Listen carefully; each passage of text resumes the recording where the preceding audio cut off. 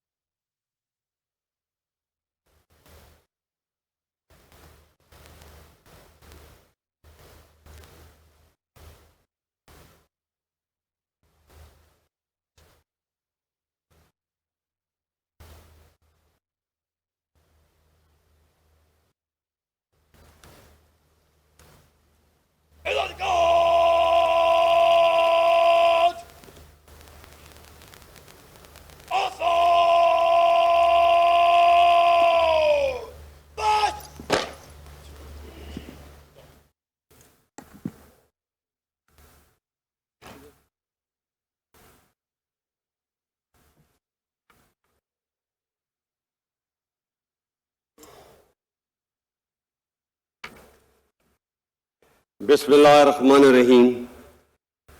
جناب صدر مملکت اسلامی جمہوریہ پاکستان، شہدائے پاکستان کے عظیم اہل خانہ، بہادر غازیوں، سینٹ اور قومی اسمبلی کے ممبران، جنرل آفیسرز، مہمان گرامی اور خواتین و حضرات، السلام علیکم۔ آج یوم دفاع و شہدائے پاکستان کے موقع پر آپ سے خطاب کرنا میرے لیے اعزاز کا باعث ہے۔ بلا شبہ دفاع وطن ایک مقدس فریضہ ہے جو ہمیں جان سے بھی زیادہ عزیز ہے۔ ہمارے شہداء کی قربانیاں وطن سے محبت کے اسی جذبے کا اظہار ہیں جو ہمارے دلوں کو بھی جذبہ شہادت سے سرشار رکھتی ہیں۔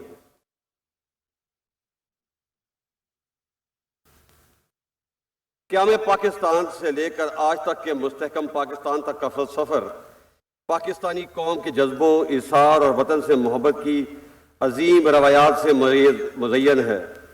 ہمارے بزرگوں نے اپنی قربانی سے آزادی کی جو شمع جلائی، اسے ابتدائی سے کڑے امتحانوں کا سامنا کرنا پڑا۔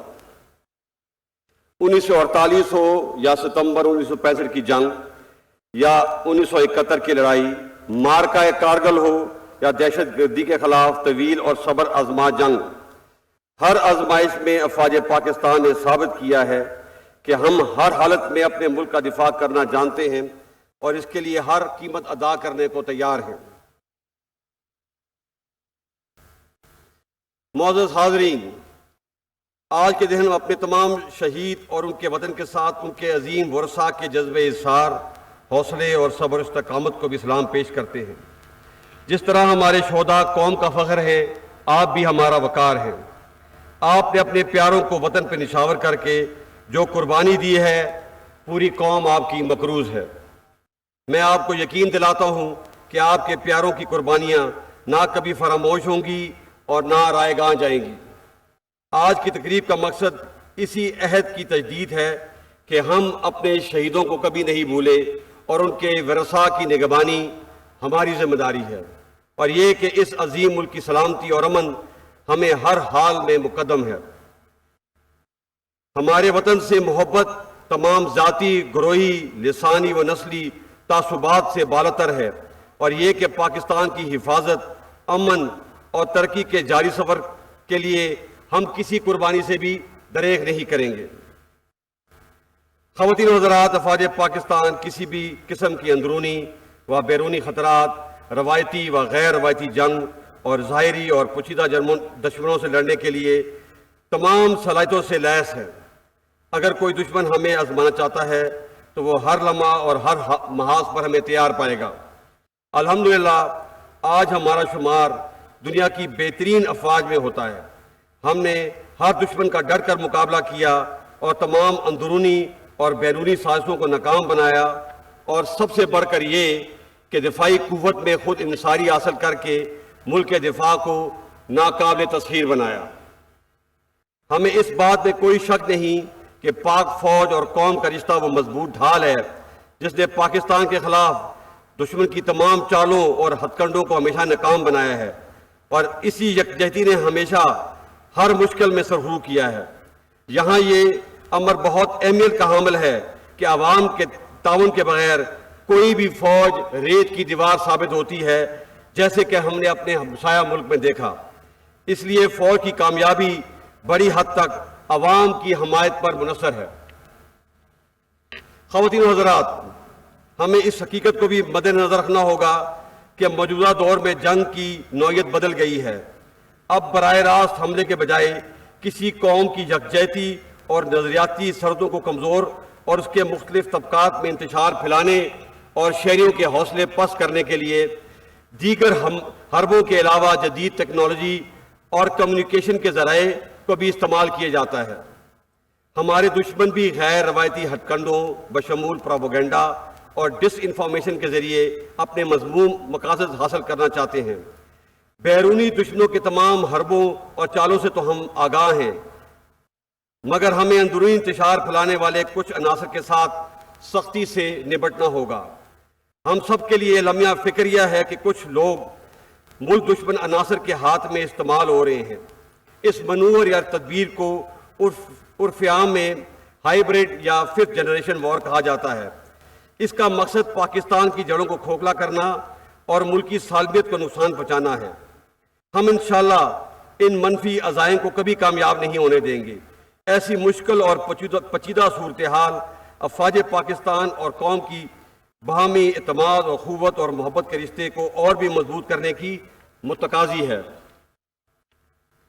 معزز حاضرین، یہ حقیقت بھی سب پر روز روشن کی طرح عیاں ہونی چاہیے کہ اس ارض پاک پر کسی پرتشدد رویے یا انتہا پسندی کی اب مزید کوئی گنجائش نہیں۔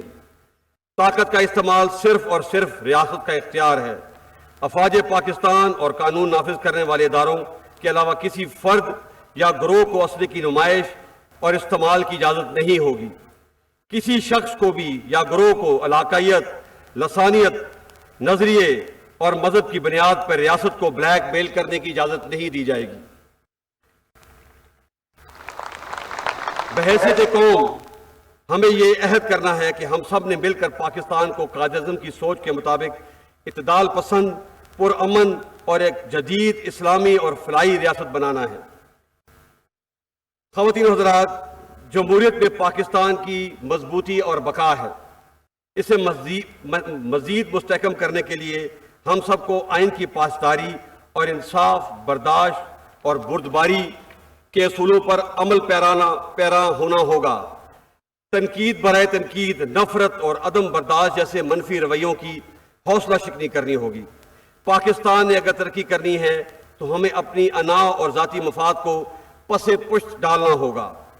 اس جذبے اور اصرار کی زندہ مثال ہمارے شہداء ہیں۔ ہمیں ان سے سبق سیکھ کر آگے بڑھنا ہے، اور بقول امریکی صدر جان ایف کینیڈی، یہ مت پوچھئے کہ ملک آپ کے لیے کیا کر سکتا ہے، بتائیے آپ ملک کے لیے کیا کر سکتے ہیں۔ یہاں میں ایک بات بھی زور دینا چاہتا ہوں کہ 21ویں صدی میں ہمیں ایک دوسرے کے خلاف جیو پالیٹکس کی روایتی منفی سوچ کے بجائے عوام کی ترقی اور خوشحالی اور علاقائی تعاون کے فروغ کے لیے جو جیو اکنامک ترجیحات، خطے کے اشتراک اور جدید ٹیکنالوجی کے حصول پر کام کرنا چاہیے۔ میں سمجھتا ہوں کہ اب تعلیم، صحت، infrastructure development, population control, climate change ہماری ترجیحات ہونی چاہیے۔ معزز حاضرین، ہم خطے کی صورتحال پر گہری نظر رکھے ہوئے ہیں، خاص طور پر افغانستان سے غیر ملکی افواج کے انخلاء کے بعد جہاں صورتحال امن و استحکام کا ایک موقع فراہم کرتی ہے، وہیں یہ مزید خطرات اور مشکلات کا پیش خیمہ بھی ثابت ہو سکتی ہے۔ ہم افغانستان کے برادر عوام کی سلامتی اور ترقی کے لیے خواہش مند ہیں اور یہ توقع رکھتے ہیں کہ اقوام متحدہ سمیت خطے اور دنیا کی بڑی طاقتیں افغانستان میں پائیدار امن کے لیے اپنا مثبت کردار ادا کریں گی۔ اس بات میں کوئی شک نہیں کہ 1979 سے افغانستان کے عوام نے بہت سی مشکلات کا سامنا کیا ہے۔ ہم جنگ کی تباہ کاریوں اور اس کے نتیجے میں پیدا ہونے والے افغان بھائیوں کی مشکلات اور دکھ درد سے نہ صرف آگاہ ہیں بلکہ اس درد کو محسوس بھی کر سکتے ہیں۔ پاکستانی قوم ہمیشہ کی طرح آج بھی اپنے افغان بھائیوں کے ساتھ کھڑی ہے۔ ہماری خواہش ہے کہ افغان لیڈرشپ تمام معاملات افہام و تفہیم کے ذریعے طے کرتے ہوئے افغان عوام کو امن اور خوشحالی سے ہمکنار کرے۔ ہم یہ بھی توقع کرتے ہیں کہ افغانستان میں ایک مستحکم اور تمام فریقین کے نمائندہ حکومت قائم ہو، انسانی حقوق بشمول خواتین کے حقوق کا احترام کیا جائے، افغان سرزمین کسی بھی دوسرے ملک کے خلاف استعمال نہ ہو، اور اس کے ساتھ ساتھ ہم یہ بھی توقع کرتے ہیں کہ دنیا اس مشکل گھڑی میں افغان قوم کو تنہا نہیں چھوڑے گی اور نہ کسی انسانی بحران کا شکار ہونے دے گی۔ اس سلسلے میں پاکستان دنیا سے ہر ملک سے تعاون کرنے کے لیے تیار ہے۔ خواتین و حضرات، جہاں تک ہماری مشرقی سرحدوں کا تعلق ہے، اس میں بالخصوص 2019 کے بعد کئی نازک لمحات آئے، مگر پاکستان نے صبر و تحمل کا مظاہرہ کرتے ہوئے ایک ذمہ دار اور امن پسند ریاست ہونے کا ثبوت دیا۔ تاہم ہماری امن پسندی کی خواہش کو ہماری کمزوری نہ سمجھا جائے۔ ہم کسی بھی جارحیت کا بھرپور مقابلہ کرنے کی اہلیت رکھتے ہیں۔ میں یہ واضح کر دینا چاہتا ہوں کہ پاکستان اور ہندوستان کے تعلقات کے درمیان کشمیر کا مسئلہ کلیدی حیثیت رکھتا ہے۔ ہم کشمیر کے بارے میں ہندوستان کے 5 اگست 2019 کے تمام یک طرفہ اور غیر قانونی اقدام کو رد کرتے ہیں جو تمام بین الاقوامی اصولوں کے منافی ہیں۔ ہم کشمیری عوام کے جذبہ حریت، شہیدوں کی قربانیوں اور خاص طور پہ سید علی گیلانی کی طویل اور عظیم جدوجہد کو خراج تحسین پیش کرتے ہیں اور یقین دلاتے ہیں کہ ہم ہر سطح پہ اپنے کشمیری بھائیوں کی سیاسی، اخلاقی اور سفارتی حمایت جاری رکھیں گے۔ معزز حاضرین، آخر میں وطن کی آزادی، سلامتی اور حرمت پر قربان ہونے والے افواج پاکستان کے بہادر افسروں، سردار صاحبانوں، جوانوں، انٹیلیجنس ایجنسیز کے اہلکار، ایف سی، رینجر، پولیس اور لیوی کے شہداء کو سلام عقیدت پیش کرتا ہوں۔ یقیناً ان کی ثابت قدمی اور قربانی کی بدولت ہی ہماری آزادی کو دوام ملا ہے۔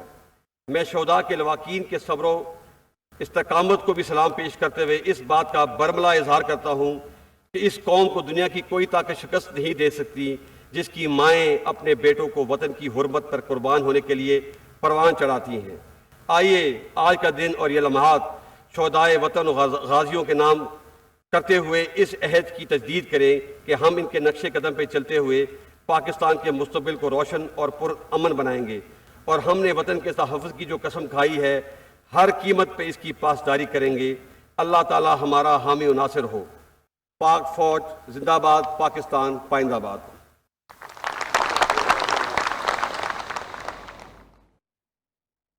اس وطن کو کوئی فوج شکست نہیں دے سکتی جس کی مائیں اپنے بچوں کو وطن پر مر مٹنے کا جذبہ سکھاتی ہوں۔ Army chief general Qamar Javed Bajwa general headquarter Rawalpindi میں یوم دفاع و شہداء کی مرکزی تقریب سے خطاب کر رہے تھے۔ ان کا کہنا تھا اب جنگ کا طریقہ کار بدل چکا ہے، ہائبرڈ وار کا آغاز ہو چکا ہے جسے 5th جنریشن وار بھی کہا جاتا ہے۔ سرحدوں پر حفاظت کرنا ہماری ذمہ داری ہے، لیکن اس کے ساتھ ساتھ ملک کے اندر موجود ان عناصر کی نشاندہی کرنا بھی ہماری ذمہ داری ہے جو ملک دشمن عناصر کے ہاتھوں کھیل رہے ہیں۔ جمہوریت ہی پاکستان کی مضبوطی اور دفاع ہے۔ تنقید برائے تنقید، نفرت اور عدم برداشت جیسے رویوں کو ہمیں ختم کرنا ہوگا۔ ترقی کرنے کے لیے ذاتی اناد اور ذاتی مفاد کو پیچھے چھوڑنا ہوگا۔ صدر کینیڈی نے کہا تھا کہ مت پوچھئے کہ ملک آپ کے لیے کیا کر سکتا ہے، آپ بتائیے کہ آپ ملک کے لیے کیا کر سکتے ہیں۔